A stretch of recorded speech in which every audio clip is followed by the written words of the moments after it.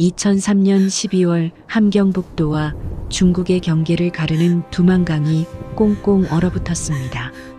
밤 11시 달빛마저 구름에 가려진 칠흑 같은 어둠 속에서 서은혜는 7살 딸 지원이의 손을 꽉 쥐고 있었어요. 엄마 무서워.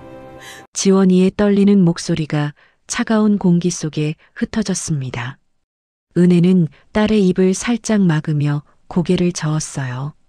강 건너편 중국 땅까지는 불과 50m, 하지만 그 거리가 천리처럼 멀게 느껴졌죠.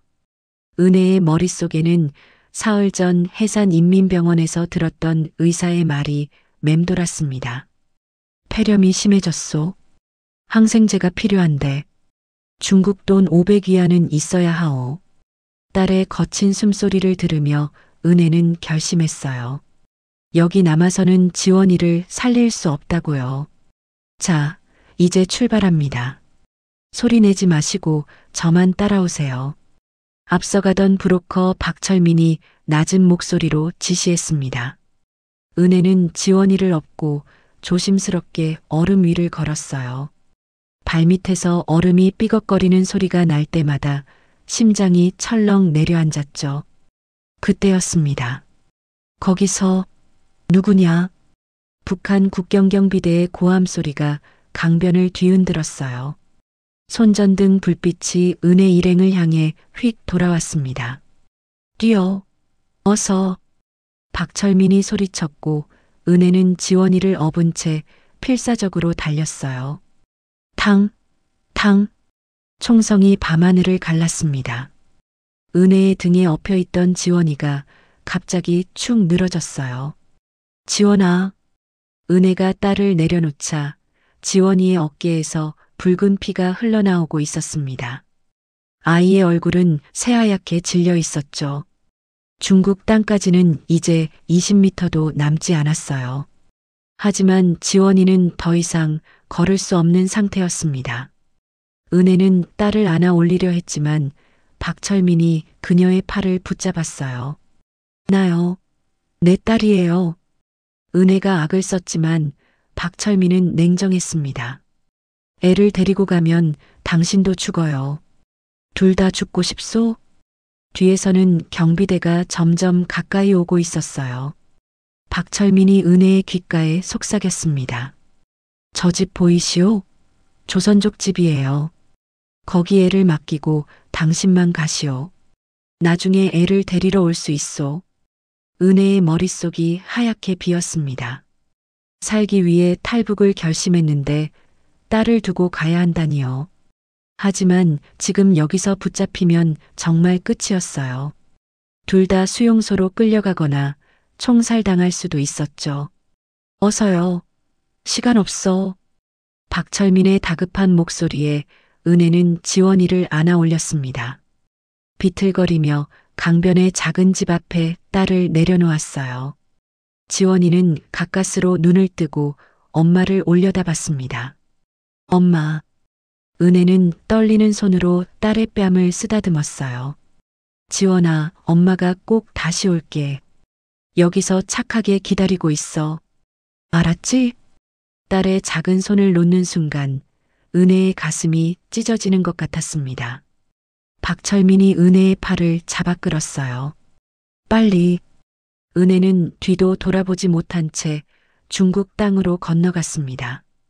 얼어붙은 강을 건너는 동안 뒤에서 들려오는 지원이의 희미한 울음소리가 은혜의 귓가를 떠나지 않았어요. 중국 땅에 발을 디딘 순간 은혜는 그 자리에 주저앉았습니다. 뒤를 돌아보니 강 건너편에서 손전등 불빛이 움직이고 있었죠. 지원아. 은혜의 입에서 신음 같은 소리가 흘러나왔습니다. 박철민이 차가운 목소리로 말했어요. 후회는 나중에 하시오. 지금은 살아야 하니까.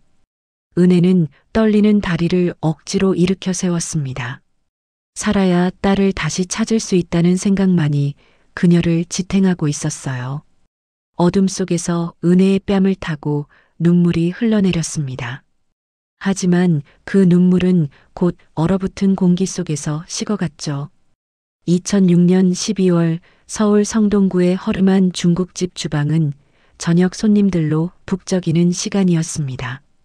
은혜는 뜨거운 불 앞에서 쉴 새 없이 국수를 삶고 볶음밥을 만들었어요. 땀이 이마를 타고 흘러내렸지만 그녀는 멈출 수 없었습니다. 한 그릇을 더 팔면 딸을 찾는데 조금이라도 더 보탤 수 있으니까요. 은혜 씨, 짜장면 3개 추가요. 홀에서 주인 아주머니의 목소리가 들려왔습니다. 네, 알겠습니다. 은혜는 대답하며 재빨리 춘장을 볶기 시작했어요. 밤 11시 마지막 손님이 나가고 주방 정리가 끝났습니다. 은혜는 작은 쪽지에 오늘 번 돈을 적었어요. 1급 10만 원, 팁 2만 원, 합계 12만 원. 통장에는 이제 780만 원이 모였습니다. 브로커들은 중국에서 아이를 찾는데 최소 2천만 원은 필요하다고 했죠. 오늘도 수고했어요. 주인 아주머니가 봉투를 건네며 말했습니다. 감사합니다. 내일 봬요. 은혜는 90도로 허리를 숙여 인사했어요. 지하철을 타고 신당동 고시원으로 돌아가는 길, 은혜는 핸드폰을 꺼냈습니다. 3년 전 저장해둔 브로커 박철민의 번호가 화면에 떠올랐어요. 손가락이 떨렸지만 은혜는 통화 버튼을 눌렀습니다. 여보세요? 박철민의 목소리는 여전히 차갑고 무뚝뚝했어요. 저 서은혜입니다. 3년 전에, 기억나오. 딸 두고 온 사람. 은혜의 가슴이 철렁 내려앉았습니다. 제 딸 지원이요. 그때 맡긴 집에 아직 있나요? 전화기 너머로 한숨소리가 들렸어요. 그 집 노인네가 1년 전에 죽었소. 애는 이미 다른 데로 팔려갔어요. 뭐라고요? 팔려갔다니. 은혜의 목소리가 떨렸습니다. 돈 없으면 애 키울 수 없잖소. 어디로 갔는지는 나도 몰라요. 전화가 끊어졌습니다. 은혜는 흔들리는 지하철 안에서 그대로 주저앉을 뻔했어요. 3년 동안 모은 돈, 하루도 빠짐없이 일한 시간, 그 모든 게 무너지는 기분이었죠. 고시원 방에 들어와 은혜는 침대에 쓰러졌습니다. 벽에는 지원이의 사진이 붙어 있었어요. 북한에서 찍은 유일한 사진, 5살 생일날의 지원이가 환하게 웃고 있었습니다. 지원아, 미안해. 엄마가 너무 늦었어. 다음 날 저녁 은혜는 하나원 동기들과의 모임에 참석했습니다. 광진구의 작은 식당에서 탈북민 6명이 둘러앉았어요. 은혜야, 넌 언제까지 그러고 살 거야? 동기 중 한 명인 미숙이 안타까운 표정으로 물었습니다. 3년째 밤낮으로 일만 하잖아. 이제 포기하고 내 인생을 살아. 다른 동기가 거들었어요. 여기서 좋은 사람 만나서 재혼도 하고 중국에 있는 애는 이미. 그만해요. 은혜가 차가운 목소리로 말을 끊었습니다.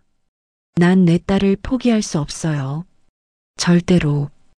은혜의 눈빛에는 흔들림이 없었어요. 동기들은 더 이상 아무 말도 하지 못했죠. 모임을 마치고 나오는 길에 은혜는 낯선 남자와 부딪혔습니다. 죄송합니다. 괜찮습니다. 남자는 40대로 보였고 어딘가 날카로운 인상이었어요. 혹시 서은혜 씨 맞습니까? 남자가 조심스럽게 물었습니다. 은혜는 깜짝 놀라 뒤로 물러섰어요. 누구세요? 제 이름은 강민수입니다. 저도 10년 전에 탈북했죠. 남자가 명함을 건넸습니다. 거기에는 무역업이라고만 적혀 있었어요. 당신 얘기를 들었습니다. 중국에 딸을 두고 왔다면서요? 은혜의 눈이 커졌습니다. 어떻게 그걸? 브로커들 사이에서는 다 통하는 얘기죠. 박철민 그 사람 믿으면 안 됩니다. 민수는 주변을 둘러본 뒤 목소리를 낮췄어요. 제가 아이를 찾을 수 있습니다. 정확한 위치까지요. 은혜의 심장이 빠르게 뛰기 시작했습니다. 정말이에요? 대신 조건이 있습니다. 돈이 필요해요. 2천만 원. 민수의 말에 은혜는 고개를 떨구었어요. 지금 780만 원밖에 없는데 1년만 더 모으세요. 그리고 제게 연락하십시오. 민수는 또 다른 명함을 건네며 돌아섰습니다. 아, 그리고 한 가지 더. 아이를 찾으러 가려면 중국에 다시 들어가야 합니다. 불법으로요. 각오는 되어 있어야 해요. 은혜는 명함을 꽉 쥐었습니다. 불법이든 뭐든 딸을 찾을 수 있다면 무엇이든 할 수 있었어요. 그날 밤 은혜는 피아노 학원 청소 아르바이트를 하나 더 구했습니다. 밤 12시부터 새벽 3시까지 한 달에 70만 원을 더 벌 수 있었죠. 잠은 하루에 4시간이면 충분했어요. 2007년 봄 은혜는 드디어 2천만 원을 모았습니다. 4년 동안 하루도 쉬지 않고 일한 결과였어요. 주방일, 청소, 심지어 새벽 신문 배달까지 닥치는 대로 했죠.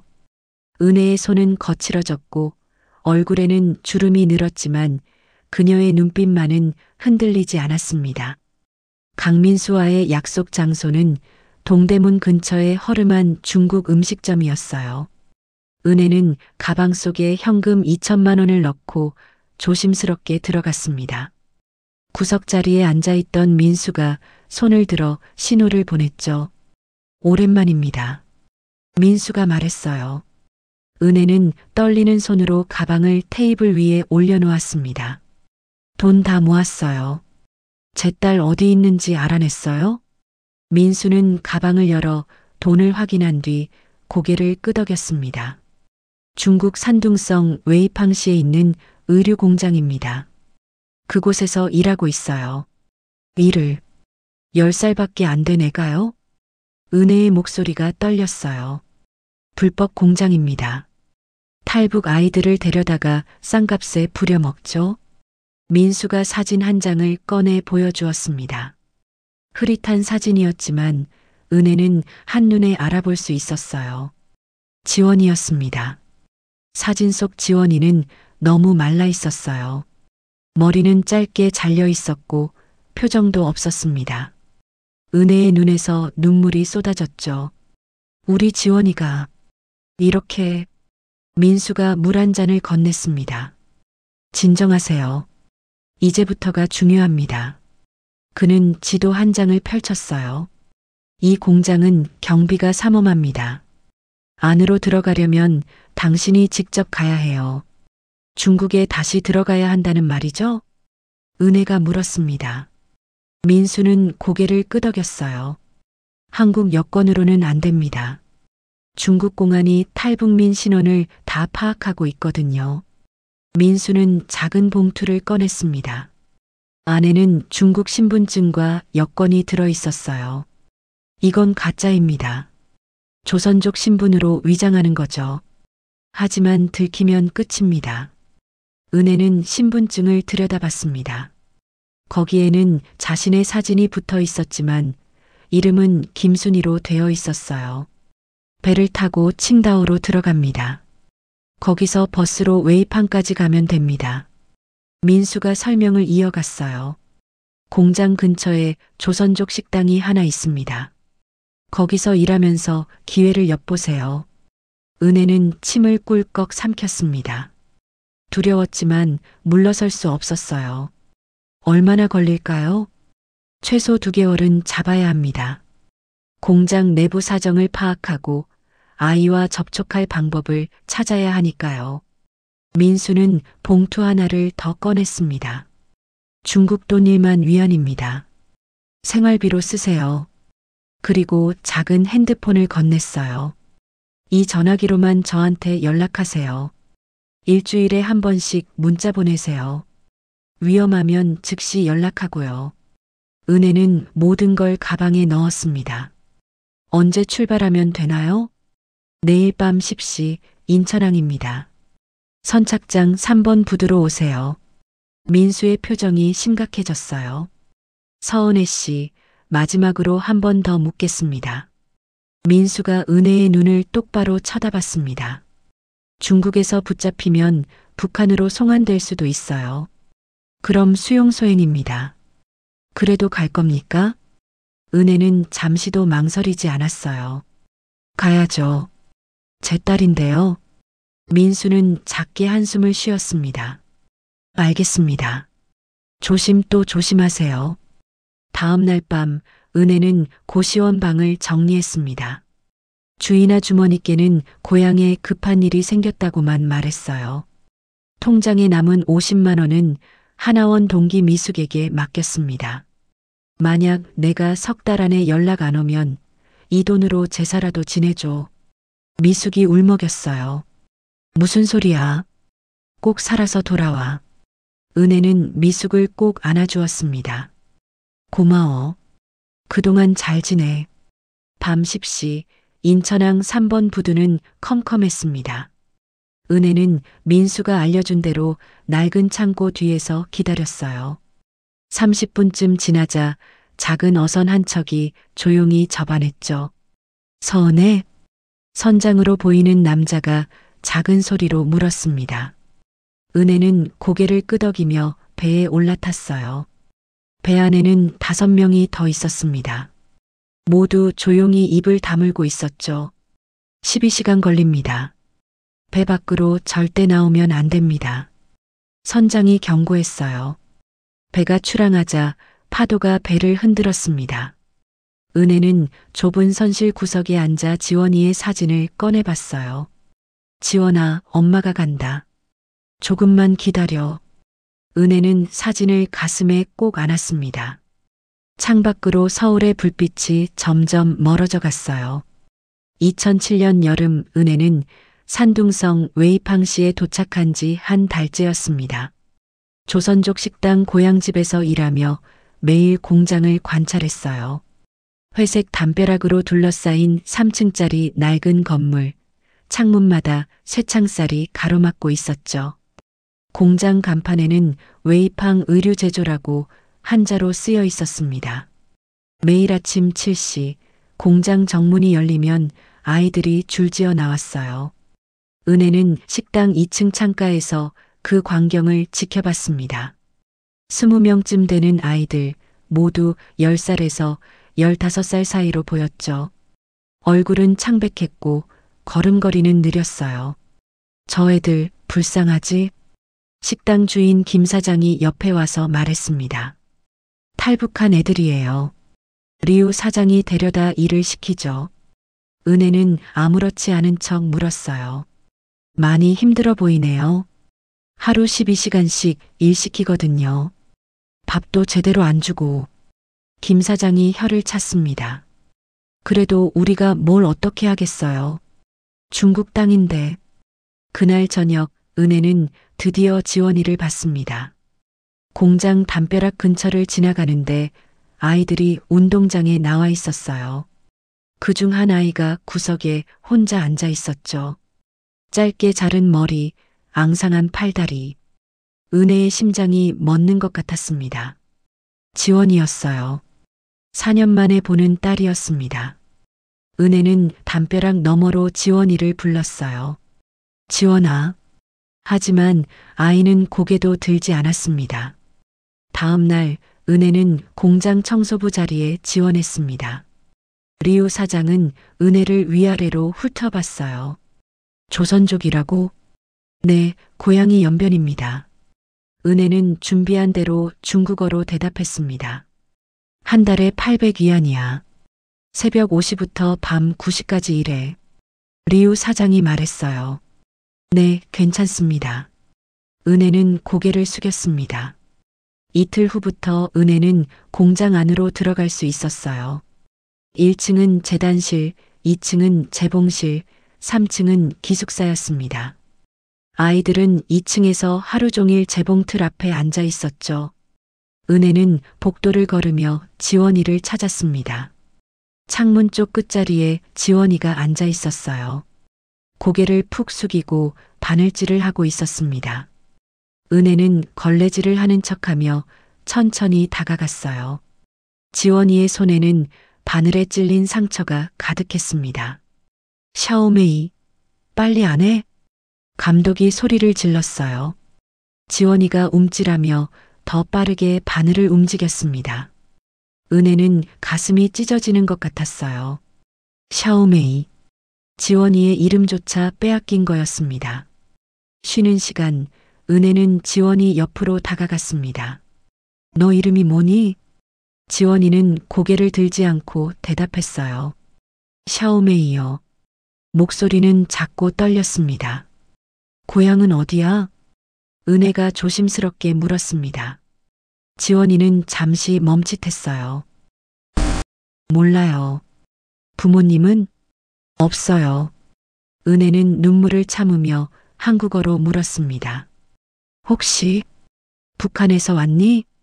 지원이가 갑자기 고개를 들었어요. 처음으로 은혜와 눈이 마주쳤습니다. 하지만 지원이의 눈빛에는 아무것도 없었어요. 두려움만 가득했을 뿐이었죠. 몰라요. 저 일해야 돼요. 지원이는 다시 고개를 숙였습니다. 그날 밤 은혜는 기숙사 청소를 자원했습니다. 3층에 올라가니 좁은 방에 2층 침대가 빽빽이 들어차 있었어요. 아이들은 모두 잠들어 있었습니다. 은혜는 구석에 있는 침대로 다가갔어요. 지원이가 이불을 뒤집어 쓰고 자고 있었습니다. 은혜는 무릎을 꿇고 앉아 딸의 얼굴을 바라봤어요. 잠결에 지원이가 중얼거렸습니다. 아파. 엄마. 은혜의 눈에서 눈물이 흘러내렸습니다. 딸은 아직 엄마를 기억하고 있었어요. 은혜는 떨리는 손으로 지원이의 손을 살짝 잡았습니다. 그리고 아주 작은 목소리로 노래를 불렀어요. 반짝반짝 작은 별 아름답게 비치네. 북한에서 지원이를 재울 때 불러주던 자장가였습니다. 지원이의 눈썹이 살짝 움직였어요. 하지만 눈을 뜨지는 않았죠.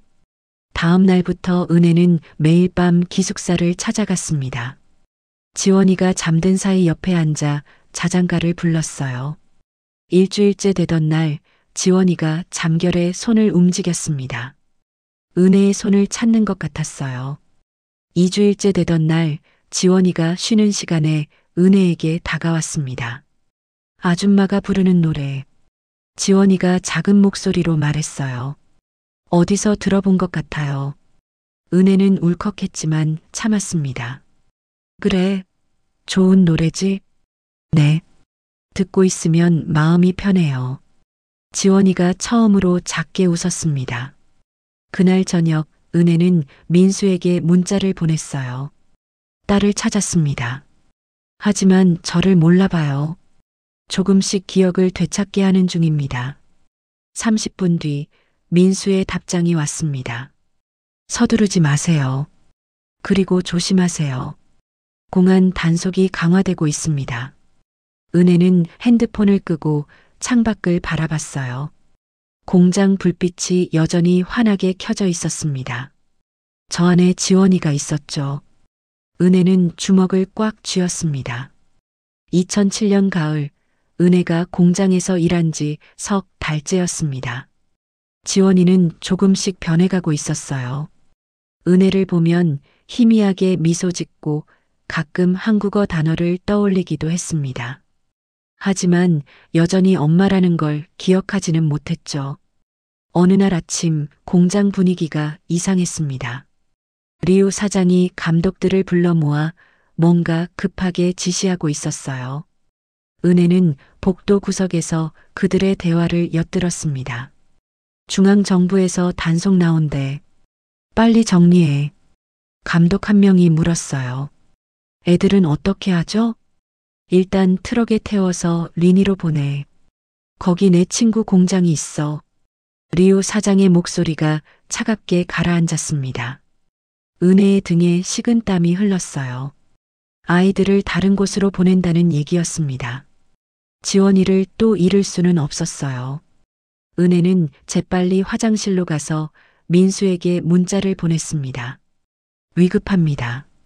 아이들을 다른 곳으로 옮기려 합니다. 어떻게 하죠? 답장은 10분 뒤에 왔어요.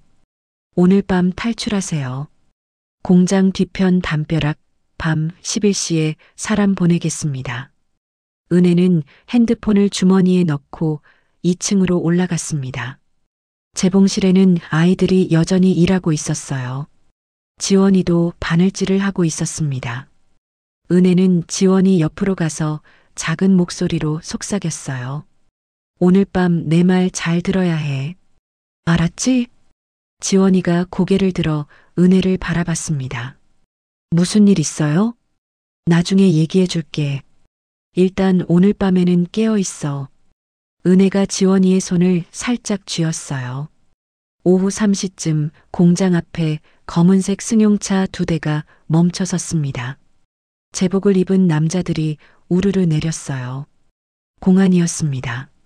리우 사장이 황급히 나가 그들을 맞았죠. 리우 사장님이시죠? 불법 고용 신고가 들어왔습니다. 공안 대장이 서류를 꺼내 보였어요. 오해입니다. 우리 공장은 모두 합법적으로. 리우 사장이 변명했지만 공안들은 이미 안으로 들어오고 있었습니다. 2층 재봉실 문이 벌컥 열렸어요. 모두 손 들고 일어나. 아이들이 공포에 질린 얼굴로 자리에서 일어났습니다. 공안들이 아이들의 신분증을 확인하기 시작했어요. 물론 아무도 제대로 된 신분증이 없었습니다. 리우 사장, 당신 체포합니다. 공안 대장이 수갑을 꺼냈어요. 리우 사장의 얼굴이 새하얗게 질렸습니다. 바로 그때였어요. 1층에서 폭발음이 들렸습니다. 불이야. 누군가 소리쳤죠.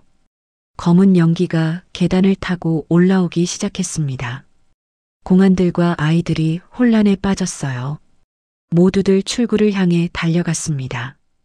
은혜는 이 기회를 놓칠 수 없었어요. 재빨리 지원이에게 달려가 손을 잡았습니다. 나랑 같이 가야 해. 은혜가 지원이를 끌어당겼어요. 싫어요. 무서워요.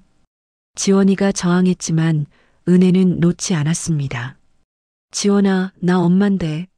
엄마야. 은혜가 절규했어요. 연기 속에서 지원이의 눈이 크게 떠졌습니다. 엄마. 그래, 엄마야.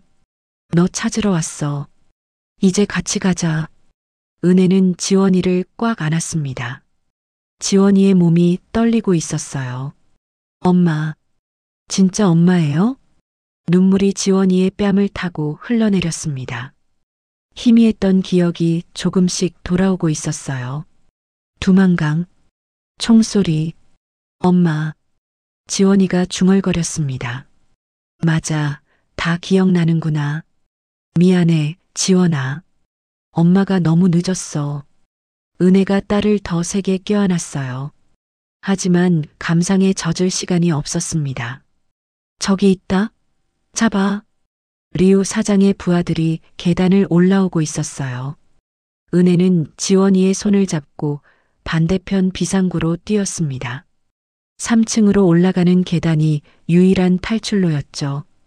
옥상 문을 박차고 나오니 차가운 바람이 얼굴을 때렸어요. 아래에서는 불길이 치솟고 있었습니다. 어떻게 내려가요? 지원이가 떨리는 목소리로 물었어요. 은혜는 주변을 둘러봤습니다. 옆 건물과의 거리는 2m 정도였어요. 저기로 뛰어야 해. 무서워요. 괜찮아. 엄마가 있잖아. 은혜는 지원이의 손을 꽉 잡고 뒤로 물러섰습니다. 그리고 있는 힘껏 달려 뛰어올랐어요. 잠깐의 공중 부양, 그리고 옆 건물 옥상에 착지했습니다. 지원이도 무사히 건너왔죠. 뒤에서 문이 벌컥 열렸어요. 거기서 리우 사장의 부하 2명이 옥상으로 올라왔습니다. 은혜는 지원이를 업고 옥상 비상계단으로 뛰었어요. 계단을 내려가는데 발이 헛디뎠습니다. 은혜가 비틀거렸지만 간신히 균형을 잡았어요. 엄마, 조심해요. 지원이가 은혜의 목을 꽉 안았습니다. 1층까지 내려와 뒷골목으로 빠져나왔어요. 멀리서 소방차와 구급차 사이렌 소리가 들렸습니다. 은혜는 정신없이 달렸어요. 공장에서 멀어질수록 숨이 가빠졌지만 멈출 수 없었습니다. 30분쯤 달렸을까요? 은혜와 지원이는 허름한 공터에 도착했습니다. 은혜는 그 자리에 주저앉아 지원이를 내려놓았어요. 후, 후, 숨이 목까지 차올랐습니다. 지원이가 은혜의 손을 잡았어요. 엄마, 정말 엄마 맞죠? 은혜는 눈물을 흘리며 고개를 끄덕였습니다. 그래, 엄마야. 이제 안 떨어질 거야. 핸드폰이 진동했어요. 민수의 문자였습니다. 뒷산 폐가에서 대기 중. 11시까지 오세요. 은혜는 시계를 봤습니다. 밤 10시 20분, 40분 남았어요. 밤 10시 50분, 은혜와 지원이는 뒷산 폐가 앞에 도착했습니다. 낡은 벽돌집은 반쯤 무너져 있었고 창문은 깨져 있었어요. 은혜는 조심스럽게 문을 밀고 들어갔습니다. 어둠 속에서 담배 연기 냄새가 났죠. 왔군요. 민수의 목소리가 들렸어요. 손전등 불빛이 은혜와 지원이를 비췄습니다. 이 아이가 딸입니까? 네, 지원이에요. 민수는 지원이를 잠깐 바라보더니 고개를 끄덕였어요. 시간이 없습니다. 리우 공장에 불이 났다는 소식이 퍼졌어요. 공안들이 수색 중입니다. 그가 낡은 트럭 열쇠를 꺼냈습니다. 이 차로 국경까지 가야 해요. 3시간 거리입니다. 밖에는 녹슨 트럭 한 대가 서 있었어요. 민수가 짐칸을 열자 안에 담요와 물병이 준비되어 있었습니다. 여기 숨어 계세요. 검문소 2군데를 지나야 하니까. 은혜는 지원이를 먼저 태우고 자신도 올라탔어요. 트럭이 출발했습니다. 덜컹거리는 차체 때문에 몸이 이리저리 흔들렸어요. 지원이는 은혜의 품에 안겨 눈을 감고 있었습니다. 엄마, 우리 어디 가요? 한국이야. 엄마가 사는 곳. 거기 가면 이제 안 헤어지는 거죠? 지원이의 목소리가 떨렸어요. 그럼 절대 안 떨어져. 약속해. 은혜가 딸의 머리를 쓰다듬었습니다. 1시간쯤 지났을 때 트럭이 멈춰 섰어요. 밖에서 중국어로 대화하는 소리가 들렸습니다. 검문소였어요. 은혜는 지원이의 입을 살짝 막으며 숨을 죽였습니다. 어디 가시오? 고향에 짐 배달하러 갑니다. 민수가 대답했어요. 뒤에 뭐 실었소? 농기구하고 비료입니다. 확인하시겠습니까? 잠시 침묵이 흘렀습니다. 은혜의 심장이 미친 듯이 뛰었어요. 됐소. 가시오. 다행히 검문소를 무사히 통과했습니다. 트럭이 다시 달리기 시작했어요. 은혜는 안도의 한숨을 쉬었습니다. 하지만 너무 일렀죠. 30분 뒤 트럭이 또 멈춰 섰어요. 이번에는 여러 대의 차 소리가 들렸습니다. 저기 트럭 세워. 확성기에서 목소리가 울려 퍼졌어요. 공안이었습니다. 민수가 짐칸 문을 두드렸어요. 나오세요. 빨리. 은혜는 지원이를 데리고 밖으로 뛰어내렸습니다. 앞뒤로 공안 차량 4대가 길을 막고 있었어요. 저쪽으로. 민수가 길 옆 숲을 가리켰습니다. 은혜는 지원이의 손을 잡고 숲속으로 뛰어들었어요. 뒤에서 공안들이 쫓아왔습니다. 어둠 속에서 나뭇가지가 얼굴을 핥히고 지나갔어요. 지원이가 넘어졌지만 은혜가 재빨리 일으켜 세웠습니다. 조금만 더 힘내, 지원아. 엄마, 다리가 아파요. 뒤에서 손전등 불빛이 점점 가까워졌어요. 은혜는 지원이를 업고 더 빨리 달렸습니다. 숨이 목까지 차올랐지만 멈출 수 없었죠. 갑자기 앞에 낭떠러지가 나타났어요. 아래로는 강물이 흐르고 있었습니다. 막다른 길이야. 뒤에서 공안들이 외쳤어요. 은혜는 주변을 둘러봤습니다. 왼쪽에 좁은 오솔길이 보였어요. 저쪽으로. 은혜가 지원이를 데리고 오솔길로 뛰었습니다. 그때 총소리가 들렸어요. 탕, 은혜의 어깨를 스치고 총알이 지나갔습니다. 엄마, 지원이가 비명을 질렀어요. 괜찮아, 괜찮아. 은혜는 어깨를 움켜쥐며 계속 달렸습니다. 피가 손가락 사이로 흘러나왔지만 아픔은 나중 일이었어요. 오솔길 끝에 작은 다리가 나타났습니다. 강을 건너는 다리였어요. 은혜는 다리 위로 뛰어 올랐습니다. 낡은 나무 판자가 삐걱거렸죠. 다리 중간쯤 왔을 때 뒤에서 민수가 나타났어요. 어서 건너세요. 그는 숨을 헐떡이며 외쳤습니다. 은혜가 뒤를 돌아보니 민수가 다리 입구를 막아서고 있었어요. 당신은요? 저는 괜찮습니다. 어서. 민수가 손을 저었어요. 공안들이 몰려왔습니다. 민수는 주머니에서 뭔가를 꺼냈어요. 칼이었습니다. 한 발짝만 더 오면 다리 밧줄을 끊는다. 민수가 위협했지만 공안들은 멈추지 않았어요. 은혜는 지원이를 데리고 다리를 다 건넜습니다. 강 건너편에 도착하자마자 뒤를 돌아봤어요. 민수가 공안 3명과 싸우고 있었습니다. 강아저씨, 지원이가 소리쳤어요. 민수가 공안 1명을 밀쳐냈지만 다른 공안이 뒤에서 그를 붙잡았습니다. 민수의 손에서 칼이 떨어졌어요. 가요. 대사관으로. 민수가 마지막으로 외쳤습니다. 공안들이 그를 바닥에 눌렀어요. 수갑 채우는 소리가 들렸습니다. 은혜는 눈물을 흘리며 지원이를 안았어요. 우리 민수 씨를 두고 가면 안 돼요. 지금 돌아가면 우리도 잡혀. 나중에 꼭 구할게. 은혜의 목소리가 떨렸습니다. 지원이가 은혜의 손을 잡았어요. 엄마 가요. 강아저씨가 우리 가라고 했잖아요. 10살 아이의 말이었지만 은혜는 고개를 끄덕일 수밖에 없었습니다. 은혜와 지원이는 숲을 빠져나와 작은 마을에 도착했어요. 민수가 알려준 대로 파란 지붕집을 찾았습니다. 문을 두드리자 조선족 할머니가 나왔어요. 민수가 보낸 사람입니까? 네, 도와주세요. 할머니는 2사람을 안으로 들였습니다. 내일 새벽에 버스 태워줄게요. 칭다오까지 가서 비행기 타세요. 은혜는 어깨의 상처를 간단히 치료받았어요. 다행히 총알은 스쳐 지나간 것뿐이었습니다. 지원이는 구석에 앉아 창밖을 바라보고 있었어요. 지원아, 괜찮아? 은혜가 다가가 물었습니다.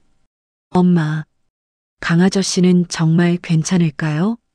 지원이의 눈에 눈물이 맺혔어요. 꼭 구할 거야. 엄마가 약속할게. 은혜는 딸을 꼭 안았습니다. 창밖으로 동이 트기 시작했어요. 2007년 가을, 태국 방콕의 한국 대사관 앞이었습니다. 은혜와 지원이는 중국을 빠져나와 라오스를 거쳐 이곳까지 왔어요.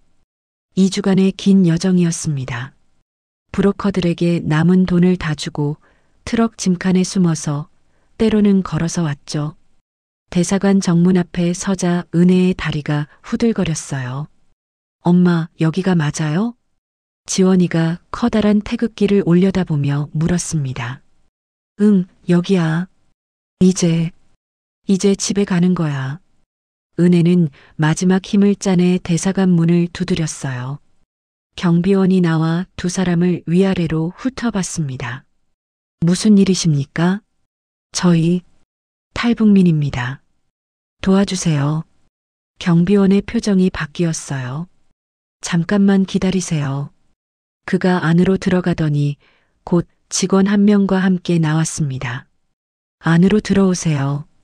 대사관 안은 시원한 에어컨 바람이 불고 있었어요. 은혜와 지원이는 2주 만에 처음으로 안전한 공간에 있었습니다. 직원이 물 2병을 건넸어요. 지원이는 물을 벌컥벌컥 마셨습니다. 성함이 어떻게 되십니까? 영사관 직원이 서류를 꺼내며 물었어요. 서은혜입니다. 2004년에 탈북해서 한국에 정착했었습니다. 그럼 이미 한국 국적이시네요? 네, 그런데 중국에 두고 온 딸을 찾으러. 은혜의 말이 끊어졌습니다.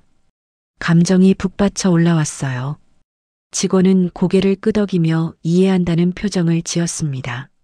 많이 힘드셨겠습니다. 일단 진료부터 받으세요. 대사관 의무실에서 은혜와 지원이는 검사를 받았어요.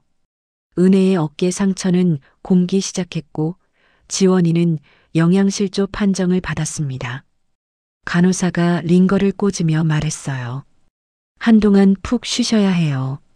저녁이 되자 직원이 밥을 가져왔습니다.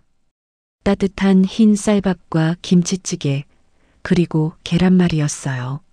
지원이는 숟가락을 들더니 그대로 멈췄습니다. 눈에서 눈물이 뚝뚝 떨어졌어요. 왜 그래, 지원아? 은혜가 물었습니다. 엄마, 이런 밥 진짜 오래간만이에요. 지원이가 흐느끼며 말했어요. 공장에서는 맨날 썩은 채소랑 찬밥만 줬어요. 은혜는 딸을 꼭 안아주었습니다. 이제 괜찮아. 매일 이렇게 먹을 수 있어. 두 사람은 밥을 먹으며 조용히 눈물을 흘렸어요. 사흘 뒤 은혜와 지원이는 한국행 비행기에 올랐습니다. 비행기를 처음 타본 지원이는 창밖을 신기하게 바라봤어요. 엄마, 구름이 밑에 있어요. 그렇지? 신기하지?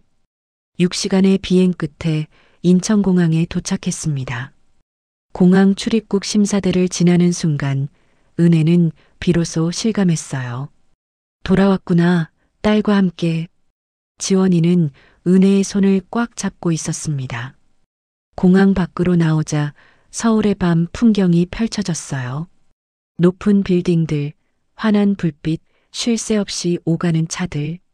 지원이는 입을 벌린 채 주변을 둘러봤습니다. 엄마, 여기가 한국이에요? 그래, 우리 집이야. 택시를 타고 성동구 고시원으로 향했어요. 은혜가 3년 동안 살던 작은 방이었습니다. 문을 열자 먼지 냄새가 났지만 은혜에게는 가장 편안한 공간이었죠. 여기서 잠깐 지내다가 더 큰 집으로 이사 갈 거야. 지원이는 방 안을 둘러보다가 벽에 붙은 자기 사진을 발견했어요. 5살 생일날 찍은 사진이었습니다. 엄마가 계속 여기 붙여놨어요? 응, 매일 봤어. 너 찾을 때까지는 떼지 않기로 했거든. 지원이가 은혜를 꼭 안았습니다. 엄마 사랑해요. 나도 사랑해, 지원아. 그날 밤 지원이는 4년 만에 엄마 품에서 편히 잠들었어요. 은혜는 딸의 잠든 얼굴을 한참 바라봤습니다.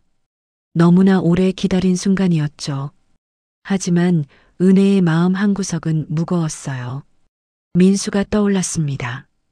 그가 없었다면 지원이를 찾을 수도, 중국에서 탈출할 수도 없었어요.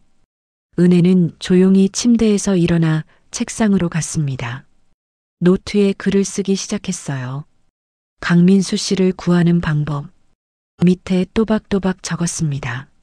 1. 중국 대사관에 진정서 제출. 2. 인권단체 연락. 3. 국회의원 면담 요청. 은혜는 펜을 내려놓고 창밖을 바라봤어요. 서울의 불빛이 반짝이고 있었습니다. 민수 씨, 조금만 기다리세요. 제가 꼭 구할게요. 은혜는 작게 속삭였습니다. 다음 날 아침 은혜는 지원이를 데리고 병원에 갔어요. 정밀 검진 결과 지원이는 신체 나이가 또래보다 2년 뒤처져 있었습니다. 영양실조와 과로 때문이었죠. 의사가 말했어요. 꾸준히 치료하고 잘 먹이면 회복할 수 있습니다. 병원을 나오며 지원이가 물었어요. 엄마, 나 학교 갈 수 있어요? 물론이지. 다음 달부터 초등학교 다닐 거야. 지원이의 얼굴에 처음으로 환한 미소가 번졌습니다. 길을 걷다가 은혜는 중국 대사관 앞을 지나쳤어요. 잠시 걸음을 멈추고 건물을 올려다봤습니다.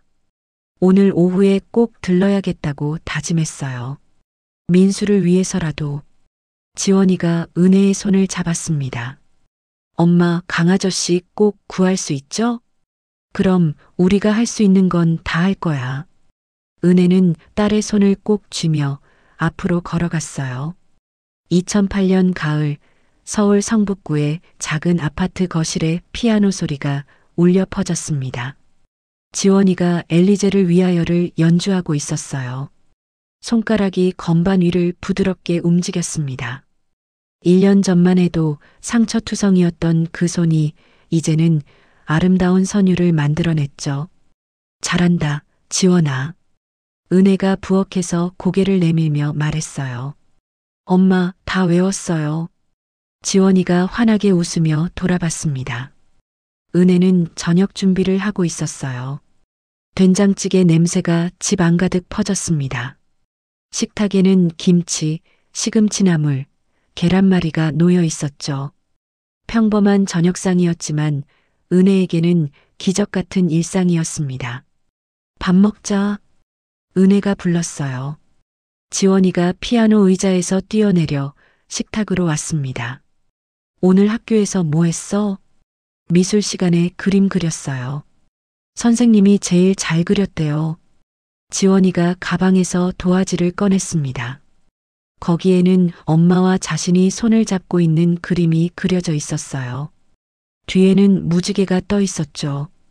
우와, 정말 예쁘다. 은혜가 그림을 냉장고에 자석으로 붙였습니다. 냉장고에는 이미 지원이가 그린 그림들이 가득했어요. 밥을 먹으며 지원이가 물었어요. 엄마, 오늘도 중국 대사관 갔다 왔어요? 은혜는 잠시 숟가락을 멈췄습니다. 응, 다녀왔어. 강아저씨 소식 있었어요?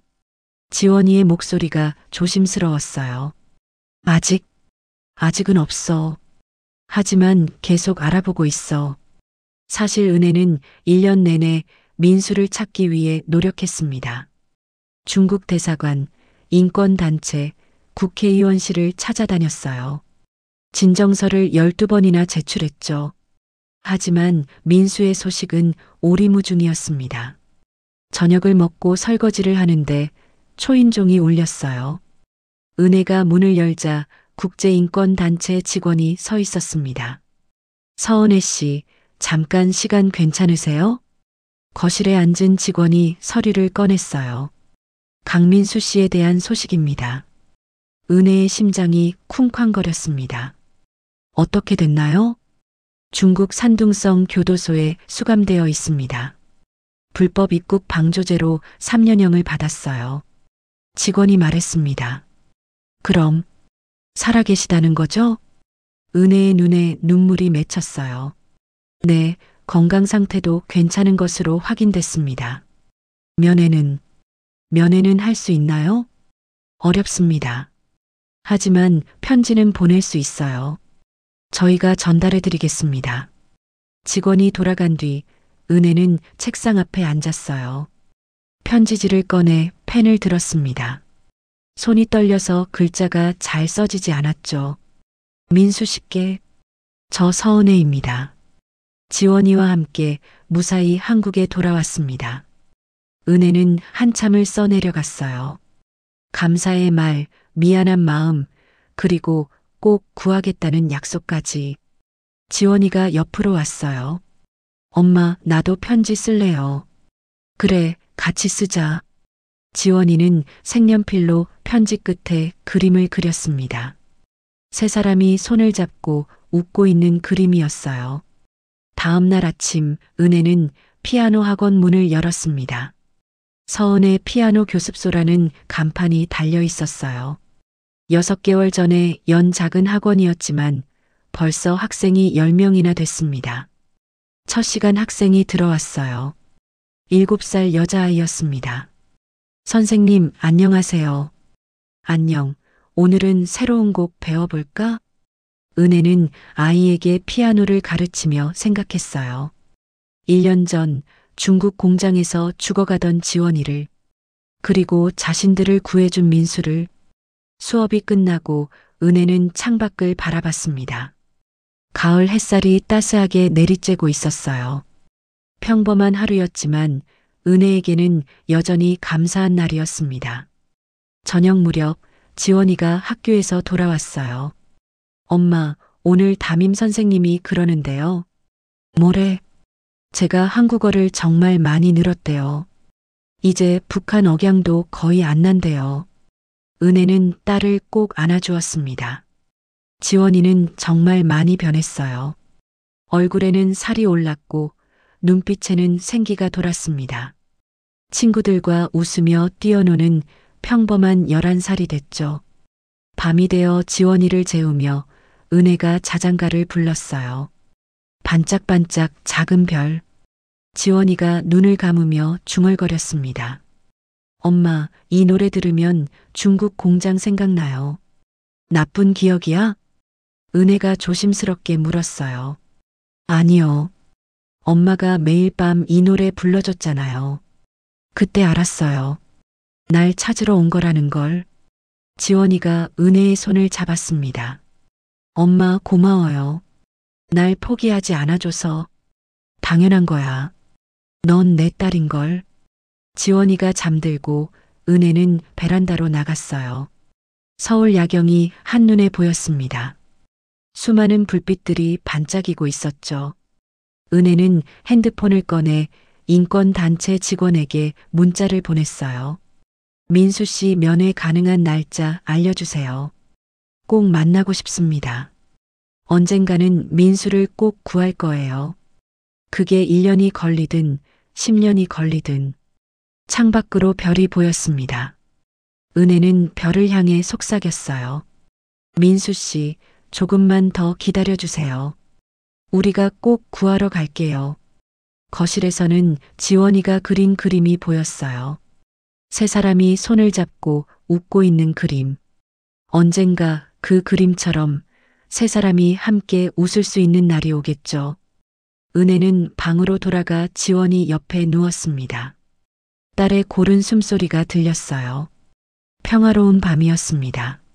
화면이 천천히 어두워지며 자막이 떠올랐습니다. 2003년부터 2008년까지 약 1200명의 탈북 어린이가 중국에서 실종되었습니다. 그들 중 많은 수가 아직도 돌아오지 못했습니다.